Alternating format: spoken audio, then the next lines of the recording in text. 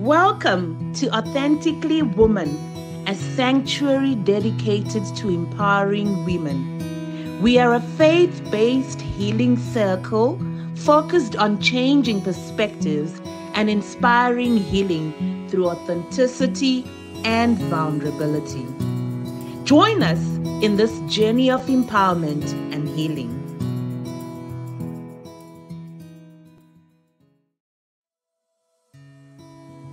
Welcome to Authentically Woman, a sanctuary dedicated to empowering women. We are a faith-based healing circle focused on changing perspectives and inspiring healing through authenticity and vulnerability. Join us in this journey of empowerment and healing. Allow me to introduce myself. I am Tinashe Mujera. I'm an author, I'm a marketplace professional, and I'm a woman of God. I am a representation of tested faith. I represent my healed wounds that left ugly scars. This is the Faith in Action podcast that has been created to help you find the journey to your true self through conversations and lessons shared.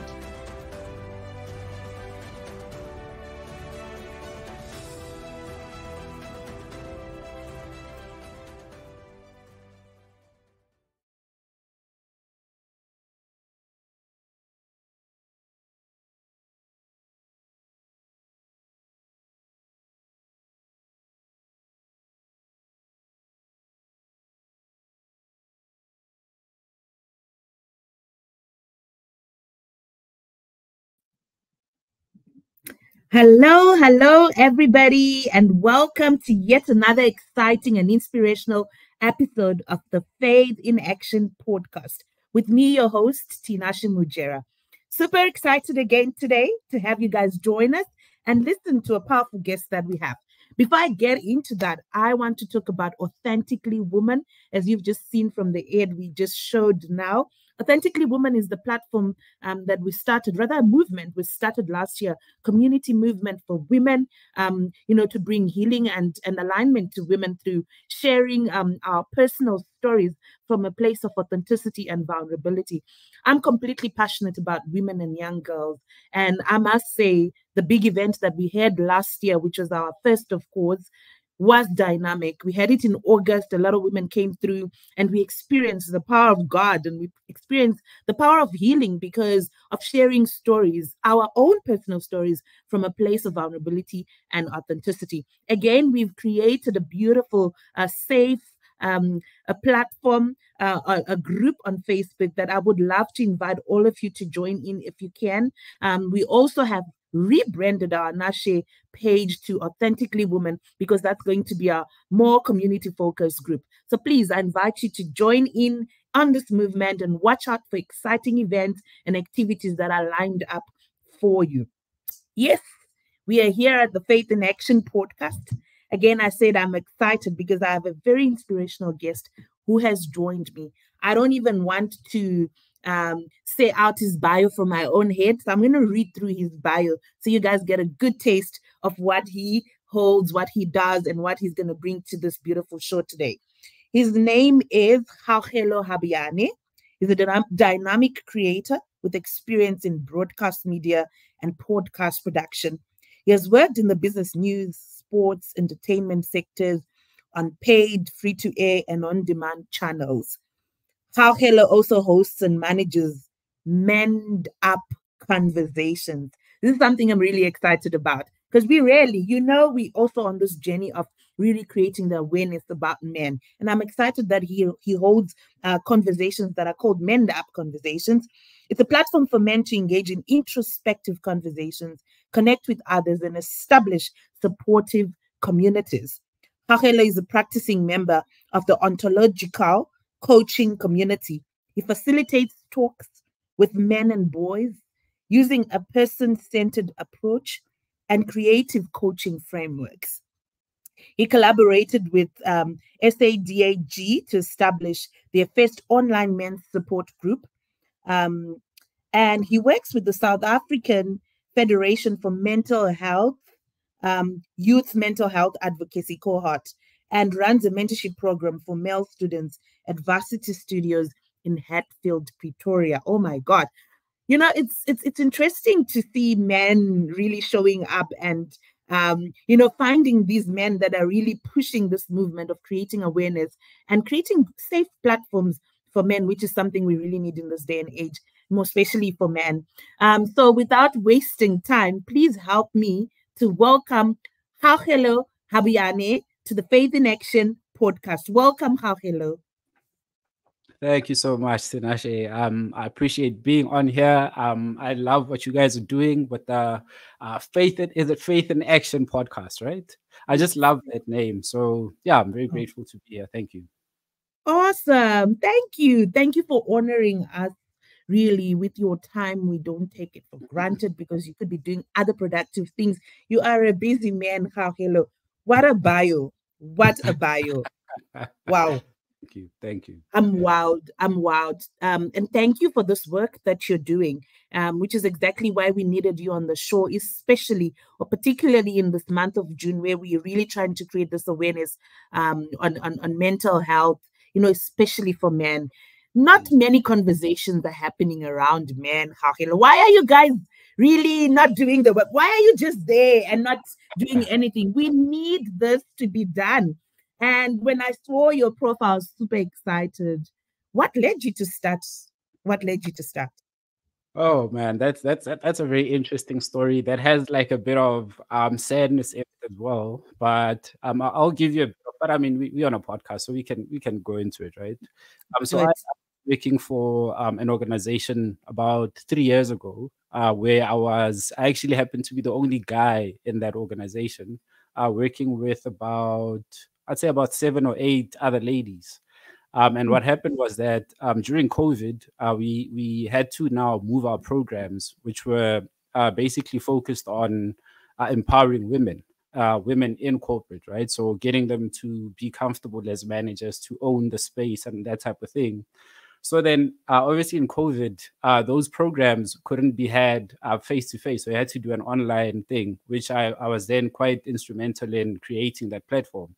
But then what happened was because I know the content so well, and I'm a guy myself, I started asking, but how is this relevant to guys though? We're talking about the future's female and all of these things. And no offense to women, but like how True. does that relate to me? And I hear the stuff all the time in the office, but you guys will say that, but KG, you're very secure in your masculine. I'm like, yeah, I get it.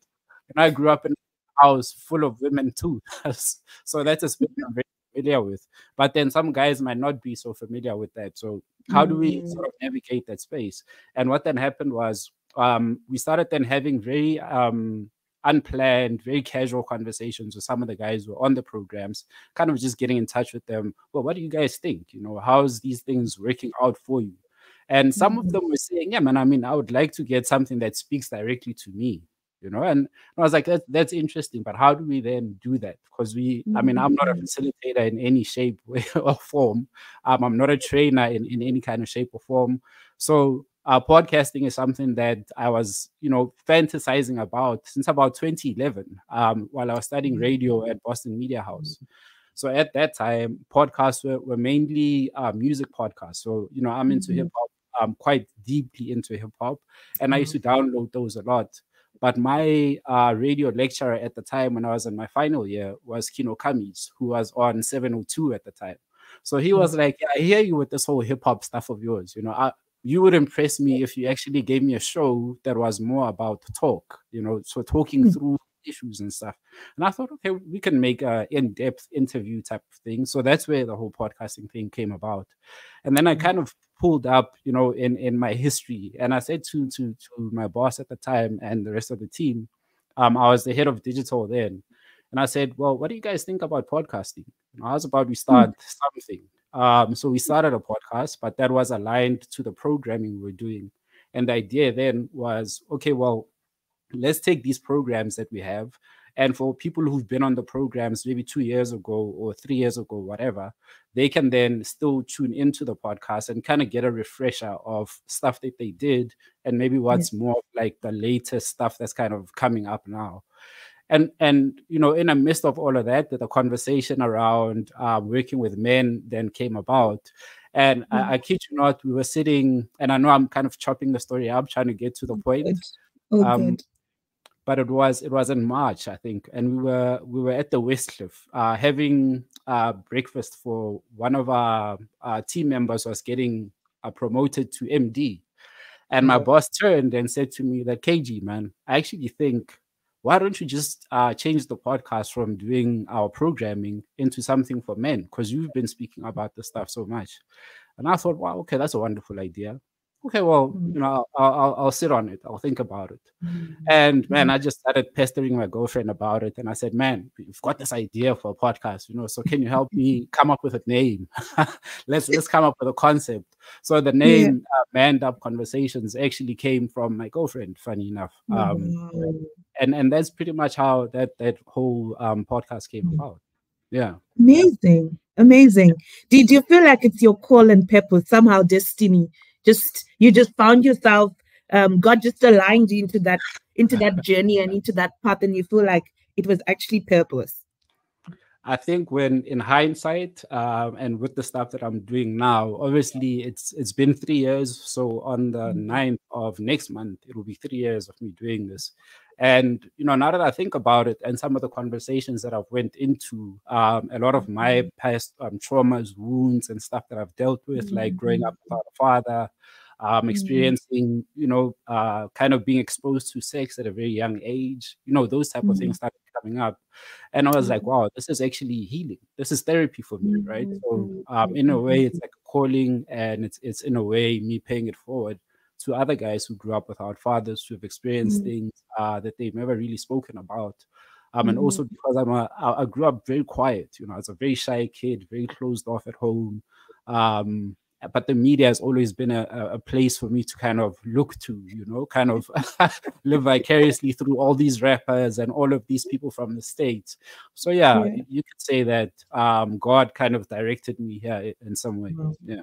I think there's definitely a bigger calling if it's been 3 years. Akila, I Mm, thought it just started now. Really amazing. And I just love the background story, how you came up with the name and all that you're sharing. mm. Introverted and quiet you. No ways. Yeah, Absolutely no way. these are the narratives we grew up with, you know. But then I realized now it is because of some of the things that I had been hiding, and being That's afraid right. to kind of be exposed in that way. Yeah. That's it. That's it. And you Mm, see, that's it. It's the masks that we carry. And because of the pain and the wounds we carry, that sometimes we think that it is who we are, but actually mm, it's not. It's actually because of the traumas and things we've gone through, and we've created this facade. And mm. people tend to say, okay, he's quiet or she's talkative, because it can go either way. But actually, Exactly. Tinashe is not talkative. She's actually an ambivert, but there's things she's trying to cover up by being, out there and outspoken and talking. So Mm, yeah, that's deep. But we'll get into that. I mhm, wanted to ask this question, Kgaugelo. Do for someone who's been in this for 3 years, do you mm, feel, or do you see that there's a shift in awareness, or rather maybe in awakening men to self and to these issues that we're talking about, the healing, going into past traumas and unpacking this pain and wounds. I saw you were mm. talking about grief even on your page, and I'm like, men don't grieve, guys. We at a funeral, they're the machos. I mean, they're standing there. It's only the women that are known to cry because they're letting Mm, out the emotions, right? But mm, men don't. So I saw that you were talking about grief, and I said I'm gonna ask Kgaugelo about this because it's this whole narrative around men. But do you feel like one, there is a shift and a turnaround almost coming through in creating that level of awareness, but also in men being forthcoming to these things and really wanting to open up and find that true healing. And then we'll unpack. We'll talk about the grief after you've answered this one. Yeah, definitely. And that's a very beautiful question. I think, of course, there's all kinds of platforms now. You know, 3 years ago doing this, it was like, what are you talking about? You know, what is this? Even my family didn't even understand. Like, what do you actually do? What is this podcast thing that you talking about men's issues. You know, what issues are there? And I think if I'm correct, it was about just after COVID that those stats about suicide, South Africa being in the top 10 according to the world rankings of suicide, right? We were pretty much Yeah. up there, and it was because the men in our country are suffering. We're going through a whole lot of stuff that we're not talking to anyone about. But then when I started the platform, I started getting, not necessarily like praise, but guys kind of like, man, the stuff you're talking about, dude. Why are you so deep? And I was like, I'm not even being deep. This is what I think a lot of men who also have been doing it, maybe not so much on a public arena, like Father Nation by Craig Wilkinson, who's one of the first guys I had on the platform. He's done amazing work, for years with Black Label. So looking at what he's done, but also I think the thing for us Black people, and this is where it kind of gets a bit cultural and stuff, for Black people, like I didn't see nothing, you just see some white guys going into a township and doing some work there, then it's like, yeah, we're here to help these men. But Black men ourselves, where this is something we actually did when we were in the rural areas, where we had these gatherings around the fire, these men around the fire things that are popular now. Those are like Black people's things. That's how we kind of counseled each other. That's how we kind of passed knowledge to each other. So I think it's always been there. But because of our history as well, with this country, obviously we've been through apartheid and all of that stuff. We kind of lost that connection with each other. So yeah, to answer the question, I think it's high time that we have these conversations. There are a lot more platforms now. Maybe some of them are not very formalized. Some of them are not very public. You've got guys who are running WhatsApp groups, for example. You've got guys who are running Facebook groups, for example. You get guys who meet up in whatever communities they're from, for example. So there's all kinds of work going on. And I have to shout out Professor Malosilanga, who's written a beautiful book on becoming men in South African townships, where he followed a bunch of youth in Alex, and he wrote a book around that. So even reading that book, I can kind of relate to those stories, even though I'm not from Alex, but I'm also from a township, so you can kind of see that there's a conversation there that we're not really having, but our experiences are very similar, and when a guy hears these conversations, it's like, it's not foreign to him. It's like, oh man, there's even more stories coming out, so of course the platforms are there. It's beautiful to see. I think there is a bit of, let me call it criticism for some of the platforms because of the tone of the kind of conversations that we're having. But, it's supposed to be like that, You can look at feminism. When feminism started, maybe some people are like, yeah, we don't want this thing. So, of course, everything is going to start off with some negativity, with people not wanting it to be there. But yeah, slowly but surely, we'll start kind of getting comfortable with men expressing themselves, with men being vulnerable, with men talking about their feelings, or men just refusing to talk about their feelings. Even that is, in a way, it's inherent, I guess, in a lot of men. But there are ways that they're doing it. And I think the emphasis on having conversations about feelings sometimes is misleading, because guys wouldn't necessarily talk about feelings or too much of the past. We're more like, okay, this is where I'm at and I'm trying to go there. Let's start, Let's start here and let's go there. So yeah, the platforms are there, man, and it's amazing to see. Amazing. I'm so glad, because I feel like what's coming through is even women, becoming advocates of this, because there's so much talk around women. We're tired. I mean, I'm personally, I'm a woman. I also run a women's platform, but the way I also, do it is different, because we don't want the motivation. We want real tangible stuff that's going to transform lives, honestly, bring healing and make us better. And I think, just looking at listening to what you were saying just now, Kgaugelo, I feel like it's almost, you spoke about men around the fire, and I think it's almost the way the world is shifting and changing. AI, tech, we've got everything on our phones. There is no time for these interactions. And how well are we bringing such conversations, such topics, such awareness to the platforms that people are on now, so that we still create the awareness and we have people opening up and becoming human. I call it human values, and still become human, even though there's so much, going around in our world. Kgaugelo, I want to talk about grieving. My mom passed away 2010. My brother, who comes after me, I feel like he's still grieving even now. This is 14 years later. We were at the funeral. I was crying. I mean, I was, I couldn't, even I can recall now. But he was just numb. He was comforting me. He's younger than me. He was there. And I felt maybe he's fine, or maybe there's a way he's dealing with it. And only now do I realize that he didn't grieve. And it's almost like he's grieving now. But now the way he's grieving is reactions. It's the way he handles himself.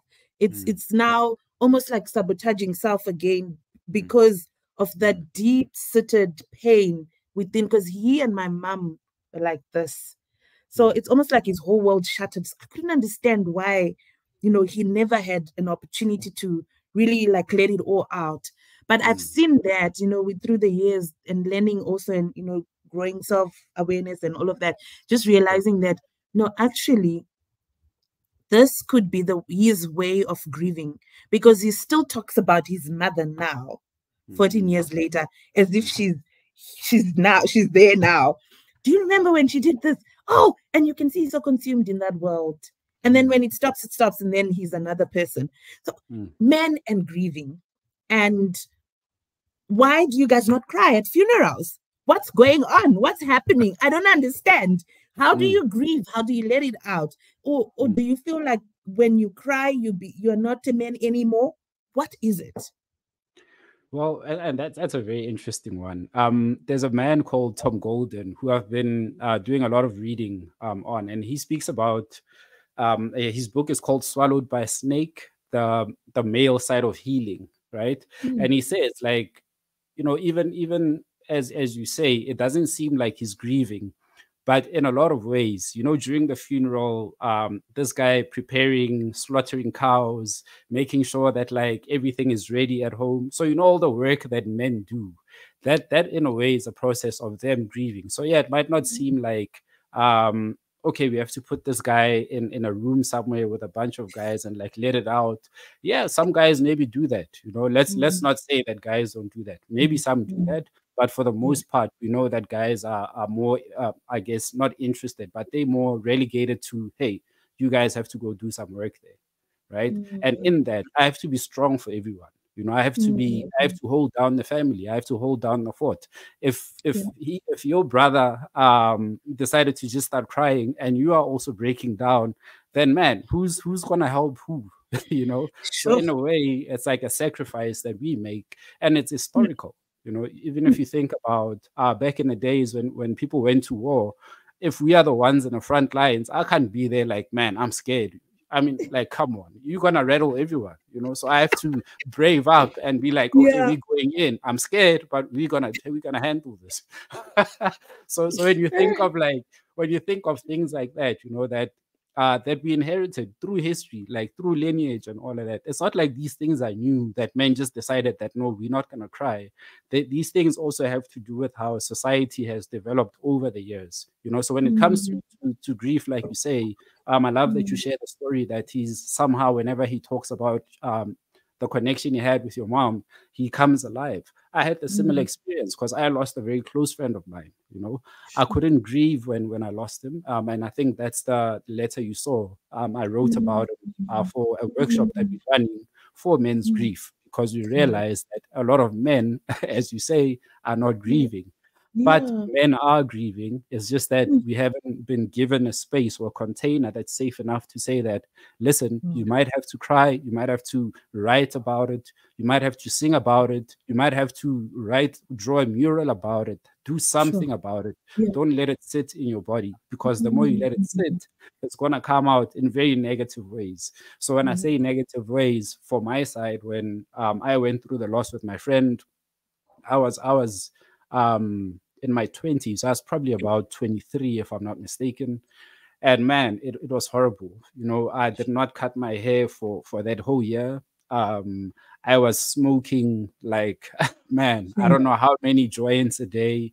I was drinking. I was just in a terrible state. You know, I didn't want to see anyone. I spent a lot of time by myself. I was staying by myself at the time. I was dating, but even that relationship, I hated that relationship. I don't want anything, you know. So it was. When I think about it now, that was grief. That was me going through grief, but no Yeah. one saw that, you know. No, because I stayed alone as well. No one could be like, "But KG, man, you haven't left the house in however long, dude. You haven't cut your hair." I have a picture on Instagram where one of my exes actually said, "Yo, Skausa, why unje?" You know, and I'm and it's funny because and I look at that picture and I'm like, man, look at my hair, man. You know, like I was in such a bad state. So that's what happens to a lot of us when we don't deal with that. You know, some of us might start you know, very interesting. We might get promiscuous. Some guys will start cheating out of nowhere, and you're wondering, why is this guy living like this? There's him trying to get rid of that grief in some way, trying to rekindle some kind of sense of excitement, some kind of feeling alive, right? Some kind of connection to something Sure. outside of himself. So Sure. there's a lot of, I mean, think about our grandfathers, our fathers, you know, during apartheid. Did they Yeah. have a moment to grieve? No, they didn't. They had Yeah. Yeah. TRC on TV. Let's talk about all of these people. And then suddenly we have BE. Suddenly we move from Atteridgeville. Now we're in Sandton. Now boys are going to St. John's. Everything just Amen. moved so fast. And now we're looking at our society is like in a bad shape. Is because men were Sure. never really nurtured. Men were never really taken care of. Mm. Men were never asked, where did you go through? Mm. What do you need? How are you hurt? Mm. We were never Mm. asked things, or we never shared those things in the first place. Sure. But what we internalize as men is we have to be the men to build for our families. We have to be the men to take care I mean, take charge, take these opportunities that are coming our way and start making a difference. Because Yeah. you either sit there and start crying about issues that you're having and you miss out on the Mm. money, or Yeah. suck it up and you get the money and then you'll deal with the rest Man. of the stuff later. And in most Man. cases, once you get the money, it's like, hey man, we got money. We don't have time to be dealing with all this other stuff, right? And Mm. I think that's when I think about grief and you know, in looking at different through different lenses, that's what I see. You know, a lot of us Mm. are hurt. Mm. It Mm. was interesting when I shared that letter, because I actually shared it to invite guys to a grief workshop. Some of my friends, my closest friends, you know, said, "Man, I don't know Sean's funeral impacted you like that." I was like, "Well, you wouldn't know. You would never know." Mm. You know, Yeah. some guys are like, "We didn't even know you were that close." It's like, yeah, you would never know Sure. that. Like I say to you, I was so quiet, and Sean is it Mm. happened to be one of those guys that he was my guide, so to speak. You know, he's part of the reason I went to Boston Media House and started studying radio, for example. So he Wow. meant a lot to me as a friend, as someone who saw me. You know, so when I lost Mm. him, I kind of Mm. lost myself in some ways, and Mm. a lot of us Mm. have people like that. Imagine if it's Mm. a family member, a parent, and stuff like that. Mm. It's even deeper. I have a That's friend right. recently who just lost his grandmother, right? And he's going on social media and stuff, trying to like find out about grief, this, that, and the next.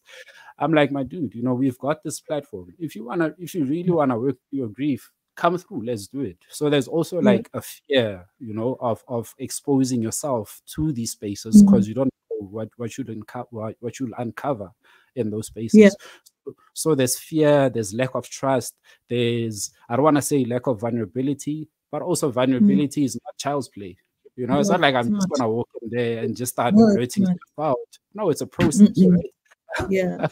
For me Yeah. to Yeah. be able to talk about the stuff on Manned Up and all of that, it's years of journaling, it's years of working through stuff, it's years of crying by myself, it's Mm, years of like, thinking I'm not worthy and all of these things, mm, insecurities that none of my friends, or not even my past partners, even knew of. Maybe they had a sense that maybe this guy is not as confident as I think he is, mm. but hey, he looks good, right? He's got a bunch of friends. He plays soccer well. He's this, that, and the next. And just looking from the outside, I look like I have it together. And I think that's what a lot of guys. Mm. Yeah. Man, yo, Kgaugelo, you're deep, man. I love this. I love this, and I'm loving this conversation. I don't even want to lose the trail of thoughts. There's two things that just came to me right now Mm, when you were talking. Okay, three actually. You said Sean saw yeah. me. Mm-hmm. Then you said men don't have people nurturing them. Man, Mm-hmm. those two, saw me and nurturing. Mm-hmm. And I mean that just struck me Yes. actually, that we don't have those places and the safe spaces, like you're saying, where men are nurtured, because they also need nurturing in a Mm-hmm. manly way, of course. And they also need people to see them, because what I pick up is most times, it's the pressure to provide. Like you say, they must look for the money, because the money is still needed in the home. So I think there's pressure to provide, there's pressure to protect, there's pressure to brave up. There's so much pressure on Yeah. men. Don't you Mm-hmm. think there's so much pressure? I'm glad I'm not a man, because I almost feel sometimes that there's just like, how are you guys doing it? It's too It's much. insane. There's It's insane. so much expectations on men. I mean, you get into a relationship, Kgaugelo, the next thing, the woman is already looking up to you for everything, Mm-hmm. really, for everything, even if you're not married. And it's worse when you get married, because I'm gonna be looking at you like, hey, you are almost like my savior, if you know what I mean. So I feel like Exactly. all those nuances, then the kids come, and at work as well, there's a certain Mm-hmm. manner and a certain way that men need to show up in. So is it all the things that men have and is putting pressure on them? And because we also, of course, talking about mental health awareness, Mm-hmm. to what extent and what effect do all of these things have on men, even though sometimes they don't even verbalize? I mean, you can't be a man and not buy food to care in the house, or not pay kwenzakalani. Like, what is that? Yeah. Mm-hmm. So Mm. you've said it. There's just so much. There's just so much, and that comes from, like I say, our history. Everything Mm. comes from what our fathers, grandfathers, and all of those people that came before us kind of passed Mm. down to us. So of course Mm. we have to be providers. Of course we have to be the people that make a plan. I mean, True. you yourself, Tina, if you were someone and like, man, this dude kind of like we kind of I like struggling, and it. this dude can't even No, make a plan. Come on, no. right? You want someone who can like move and shake, who can do something, True. right? And that's that we Yeah. pride ourselves in that as men. And when that's taken away Mm. from us, man, we kind of feel like, man, okay, so what's happening now? What do I do now? Because there's nothing that makes me feel like a man. And I think that's where now the real you needs to now start coming out. Mm. So now the work now needs to start happening, because now you can't define yourself by certain standards, because the world has changed, right? Money now, we could argue that some women are earning way more than men, right? Yeah. And that there's a reason behind that as well, right? There are some men who are not working as much as they used to, and women are now Mm. working. So now Mm. the roles are also changing. So you Yeah. as a man, you also have to now start thinking, okay, wow, I can't make more than my lady. Chances are probably might not make more than my lady. So now Yeah. how do I then show up in that relationship? So Sure. what's my relationship to me? Who am I? What am I bringing as a person, more than just as a provider, as a person who can perform and come up with solutions? Because then Mm. the lady Mm. that I kind of date, marry, and kind of spend time with, she also has to have done some kind of work on herself to understand how the Mm. roles are changing, how society is changing. It's not just Yeah. about us individually. Of course, the work is Mm. for us individually, but when you look at how on a global scale, what's happening, things are shifting. So of course True. we have to shift according to how society is Yeah. shifting. There's no Yeah. sense in me trying to be a traditional man and like, Yeah. dude, you can clearly see the stuff is not working. So Mm. when it comes to pressure, I think one of the things, and I'll share a personal story. I lost my job 3 years ago, you know. So as I said, I was probably at the height of my career, right? Earning the most I've ever earned, working very hard, very stressful. I had so many fights with my lady during that time, but it was also because of the pressure to perform again, Mm. True. because I wanna Yes. be I can't be the guy in this office and I'm like slacking off, and they're gonna be like, look at this man. You know, he just has this position, but he can't even do nothing. You know, You're so now even that's playing in my mind because now I have to be this, but now I can't be too assertive because then I'm now a bullish man, right? I'm now I'm talking over these women. Now I have to kind of balance myself out. And fortunately, I was raised by a very sensitive mom, a very graceful mom, and I kind of took from her. And in a lot of ways, I can bring that grace and I can calm myself down and I can yeah. sort of be humble. You know, I don't need Yeah. to kind of stand above the rest. I kind of don't Mm. need that. You know, I don't need to Mm. perform this hyper, I've got it all in Mm. check kind of thing. I can ask people for help. I can say Yeah. that, man, I actually don't know how to do this. What do you guys think? You know, and Wow. that's what I think a lot of us men have to start doing now is start Yeah. saying that, okay, yeah, sure, I can see that, man. If I go at this thing by myself, I might be able to do it, but man, it's gonna kill me, right? I might probably Mm. end up dead by the time I get to finish this. So let me That's reach right. out to some of my friends. Let me tell my partner about some of the things that I'm struggling with, right? Mm. And if she is a Mm. real partner, then she'll understand. If she doesn't, then hey, my dude, you know who you got, you know. Yeah. if Yeah. if she doesn't Sure. understand, that you know what you're dealing with, right? But I think Sure. for that pressure, for us to lessen the pressure on ourselves, we need to start reaching out to our friends. We kind of need to we Mm. start being we need to be very honest with our friends, Mm. right?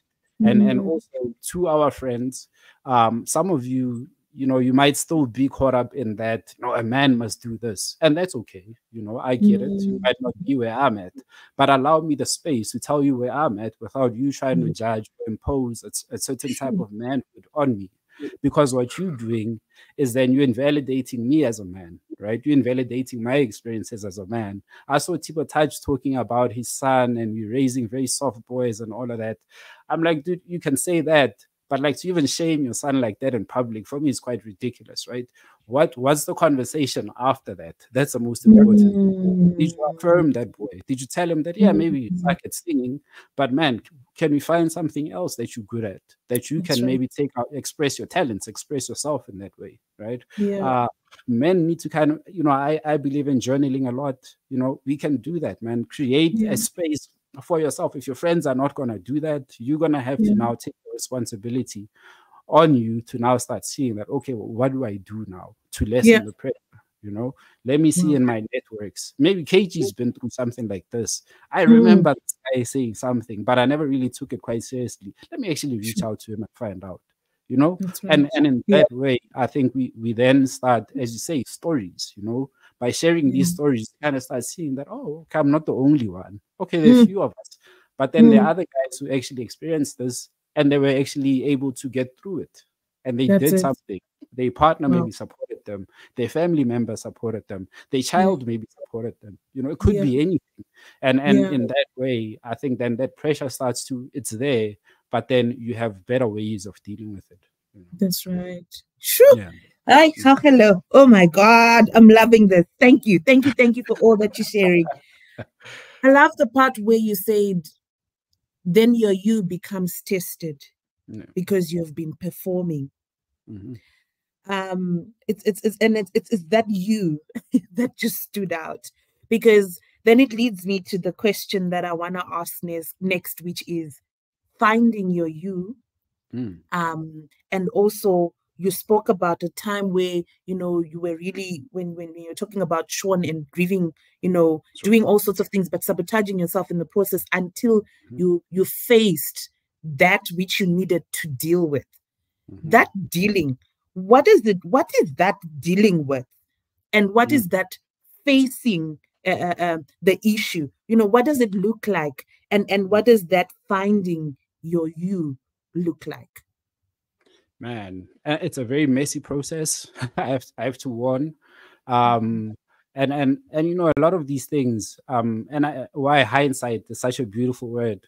Most of the Mhm. stuff when I was going through it, I didn't understand. Now you get to understand things like the dark night of the soul, which Mhm. basically speaks to an experience where you pretty much feel like whatever I do, whatever I try is pretty much useless, right? I Mhm. have to surrender to this thing. I have to surrender to this process.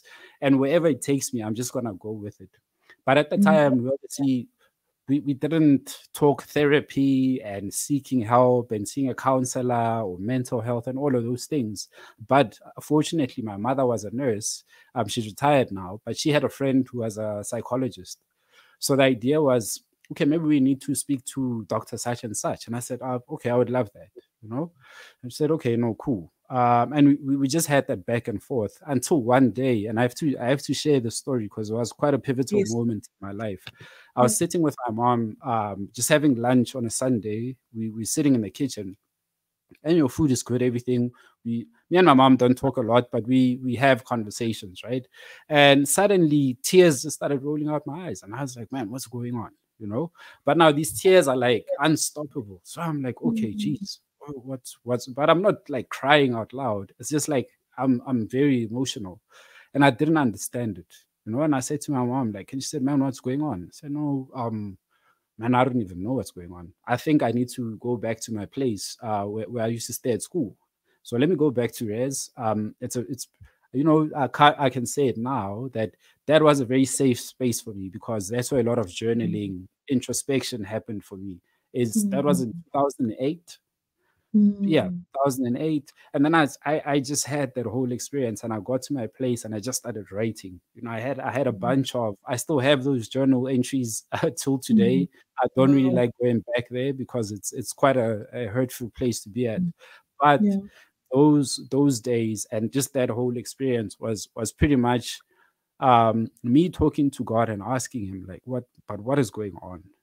Where am I? And I Mhm. think that's when I was then getting to meet myself for the first time, Mhm. because everything that I thought I'm about, everything that I thought I know, everything that I kind of performed, all these friends I thought I have and all these people I thought I know, even what I was studying, it all came apart. It fell apart Mhm. so crazy. And you know whenever I think of that day, I'm thankful for it, and I wish, I don't wish it for everyone, but I just wish that everyone who does go through it can surrender and go through the process and ride those Mhm. waves Mhm. long enough for them to be able to come out on the other side of it. Because on the other side of that is a whole new person that you're still gonna be doing some work to get to know this person, to nurture this person, to bring this person into being. And that's now, like I say, you meeting yourself for the first time now. Mhm.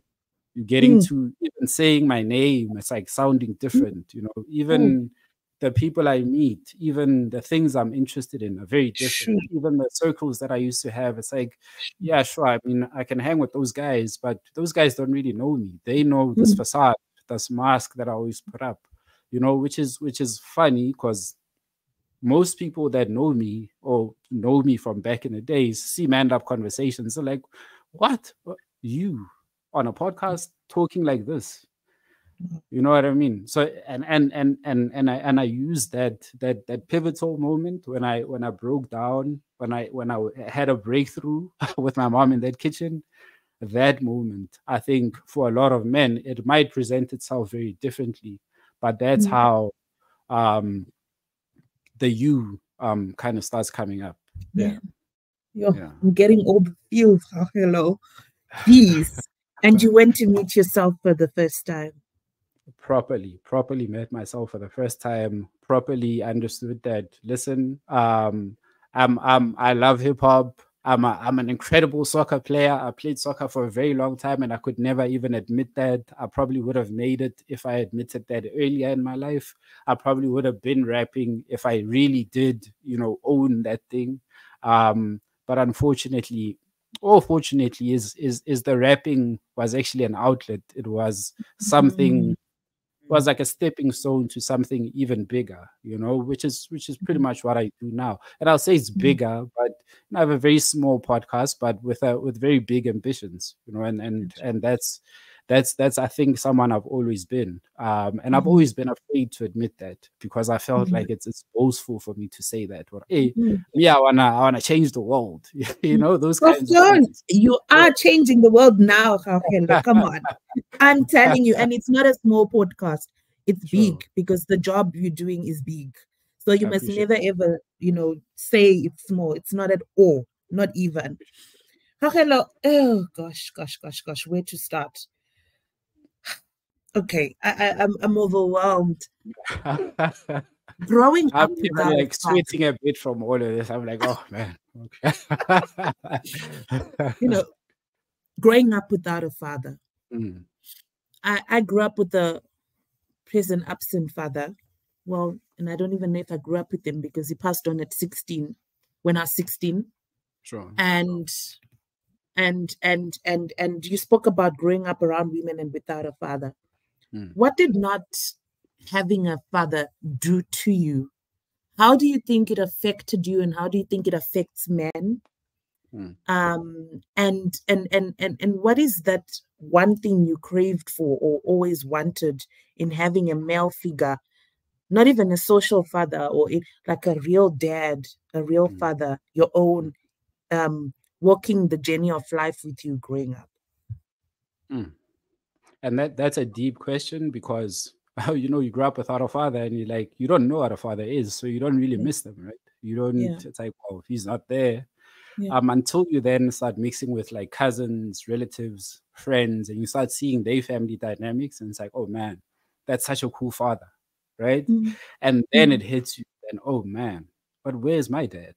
So I think I was about 16, in grade 10, and I came home from school and I asked my mother, and I said, hey, where's my dad? And she said, and she laughed. He actually chuckled and said, what do you mean? I'm like, yeah, but who is he? Okay, well, let's backtrack, right? So I grew up mm, in Mamelodi until I was about 5 years old, and then I moved to Atteridgeville. So I grew up in the east of Pretoria, and then I ended up in the west. But when we were in Mamelodi growing up, I stayed in an area called A5, and then there was an area like just literally 2-3 blocks away, which is called D4. So in D4, we used to buy magwenya. We call them the baby in Pretoria. And at this house, they used to love me. Whenever I go there, they'd give me like extras, they'd give me money. And like these people just loved me. And I thought, well, a lot of people loved me when I was young. They'd say I'm cute and mm, all of these things. And I thought maybe mm, I was just a cute kid, right? But my mother said, why do you think those people are so happy to see you all the time? Dude, that's where your dad is from. And I was like, damn, so I know his whole family. I know cousins. I know aunts and everyone. I just never met that man. And fortunately, my mother never spoke badly about him, which I'm very grateful for till this day. yeah, yeah. And she said, well, that's your dad. And I said, okay, wow.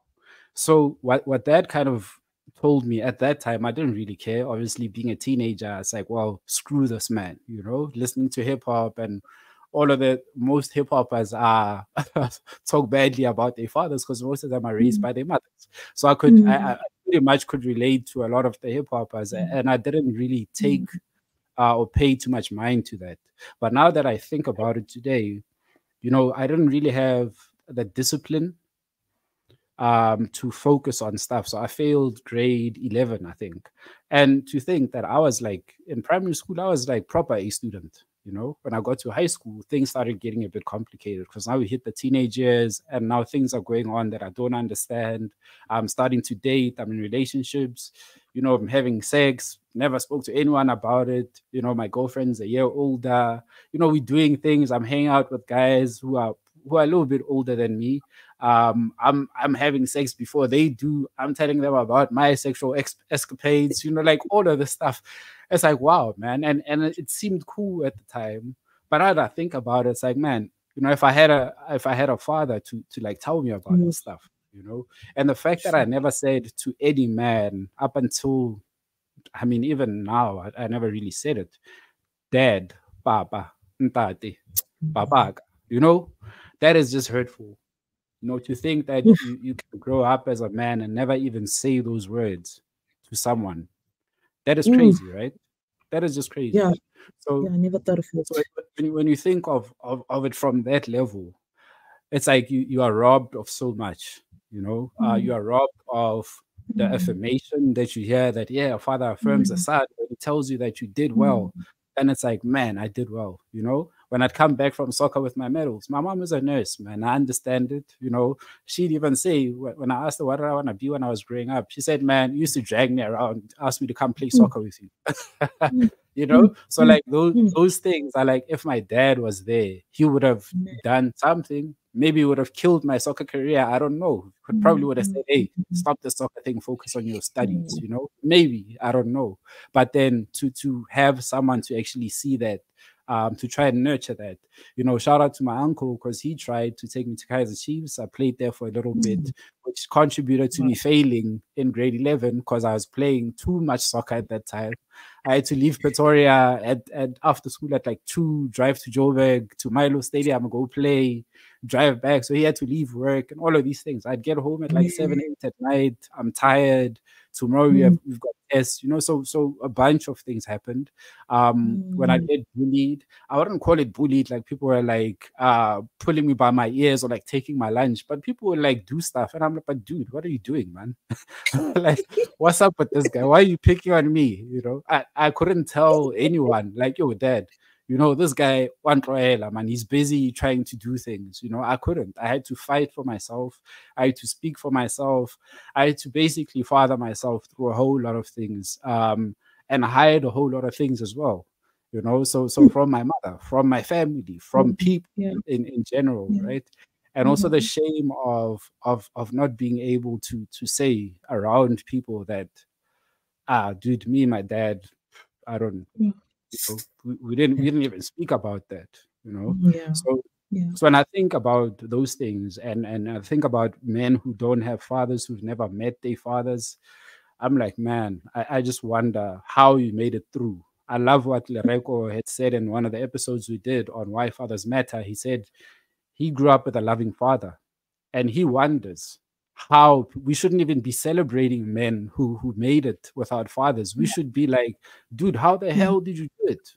You know, Yes. that because you Yeah. shouldn't be able to grow Yeah. up like Yeah. without a father, right?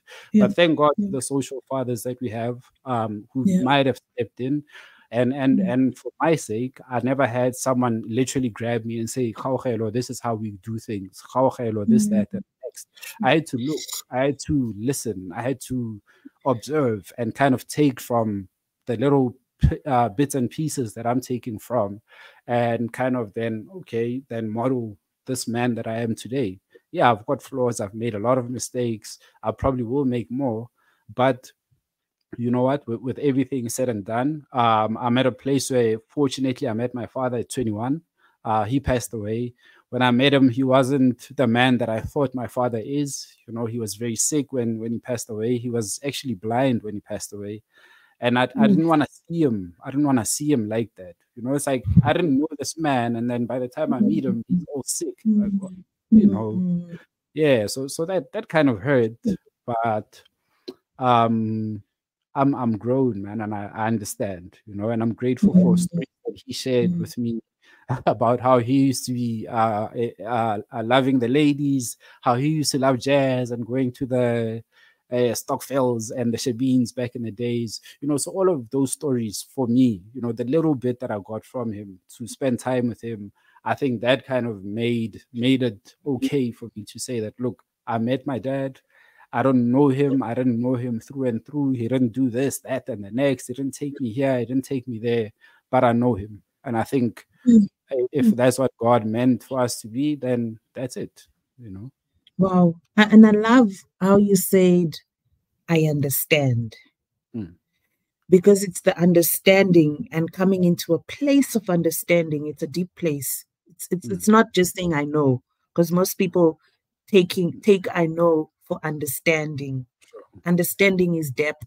It's deep. Mm, mm, And I think a lot of people lack they understanding, because I also think that the place of understanding is the place that also brings that healing. Kgaugelo, time. I hate time. Yeah. Can't believe we're hitting an hour already. I I cannot. say, And we oh have wow. to stop exactly at an hour. Nope. Two questions. Two. A lot of men don't believe in therapy and mental health awareness. Sure. I want you to please give us insight and a highlight of how men can see that actually they are facing a mental health challenge. They need they need help. They need a mentor. They need to grieve. They need coaching. They need counseling. They need therapy. Something needs to give. What are some of those things? Because maybe some don't even know how to dictate. Like we said, there's a facade and they've grown used to this place and think it's them, but it's not. That's one. And Okay. then the last one would be, you know, actually three, the advice that you'd give to men out there. And then just as we close, give us a brief outline of where Mend Up is going, where you are going, how you see this expanding, what is the bigger vision? Come 2030, where are we going to be? Hit it. Okay.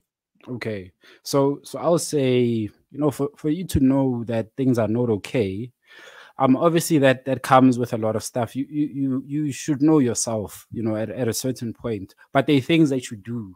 You have certain hobbies, you have certain things that you enjoy with your friends, certain things that you enjoy doing by yourself.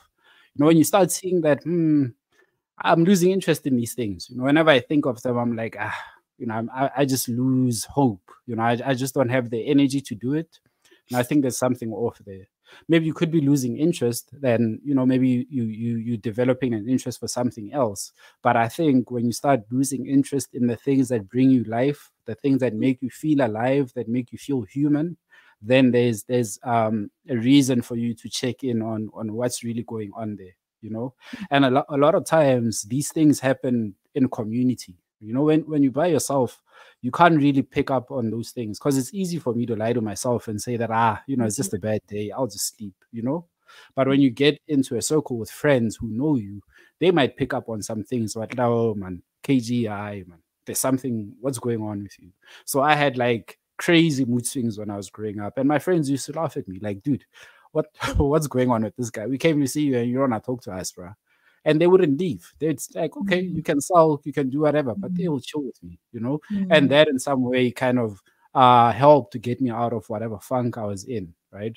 So I think for a lot of guys, we have to use our friends. And that's why I say that community is very important for us. It might not have to be 20, 30 groups of, no, you can have two friends. I've got two best friends.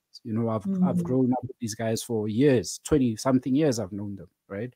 So use those friends, use those conversations to even ask, hey man, man, I had this thing going on. I don't know, man. Have you experienced that? I had a friend who shared that he was going into a presentation and he started experiencing these hot flashes and palpitations. And I said, okay, I don't want to say that's anxiety, but dude, you might have to look into that. What are you taking anything? Yeah, I started taking this and that. Okay, I think maybe before we start going too deep into taking stuff, maybe there's a cause for you to check in on what's really going on there, right? So those things can kind of give you, so how are you doing at work? How are you doing in the mornings? Check in with yourself a little bit, man. Your interests, those things will most likely tell you how you are doing mental health wise. In terms of what I think the second one was, what would I tell my younger self? Oh man, it's just journal with intention. Journal with intention. Don't throw none of those journals away. It's okay. You are not crazy. There's nothing wrong with you. You have feelings, you have emotions. Some of them are very extreme. Some of them are very dark. Some of them are very unhelpful. But in a bigger scheme of things, they're all emotions, they're all feelings that need to be acknowledged. And it's okay to acknowledge them. True. And man, to all my guys out there, I just want to give this to you. Keep a journal, man. Just get yourself a journal. Wake up in the morning. How am I doing today? How am I doing today? Be as honest as you can. Give yourself about 10 minutes. Write as much as you can in that 10 minutes. close that and you'll see that later. Do that for yourself. Beautiful. Where Man Up Conversations is going, Man Up is going far, man. We going international. You know, we gonna have a studio. We're gonna have a whole production house. We're gonna be doing some documentaries. We're gonna be mentoring some youth. So, like I say, the boys that I'm working with, they actually go to Tugs, most of them, but they at Varsity Studios. So those boys right now, we're planning on helping them set up their own podcast for their student accommodation, so they can talk about stuff that's relevant to them. So I kind of want to give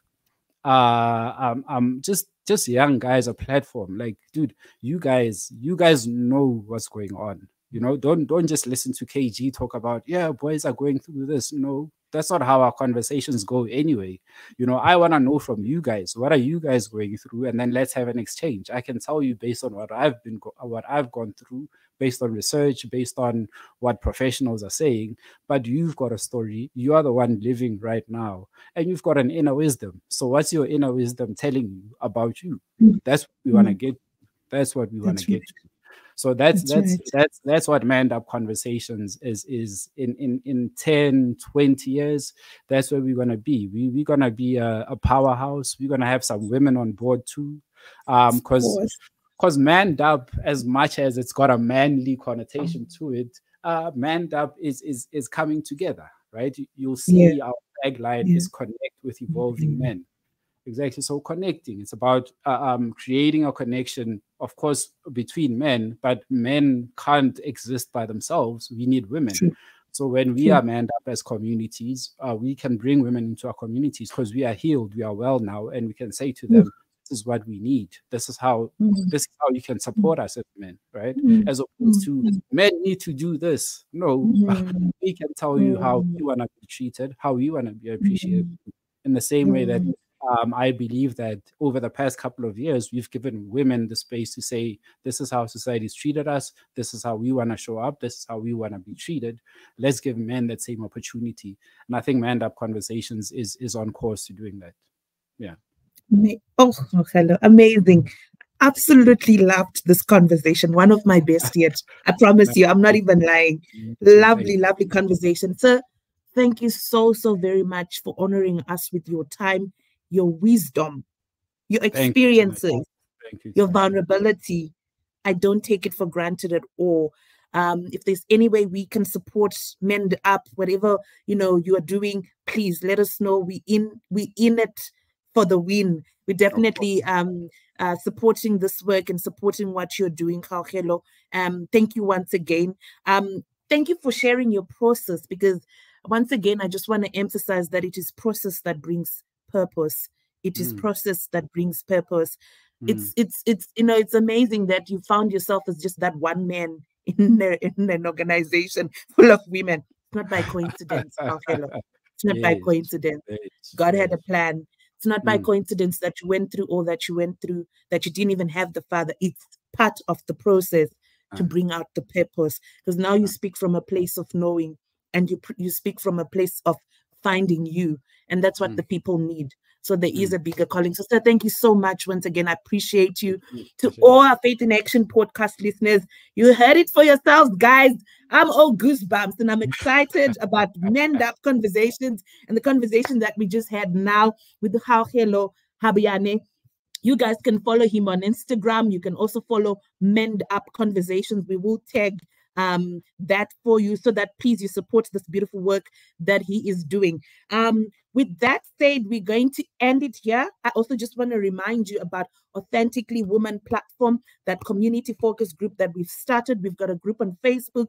We are on Instagram. And the whole purpose of this is, guys, come along the journey with me and let's heal together. Come heal with me, because I also have a lot of broken pieces, wounds, traumas that I'm also still healing from.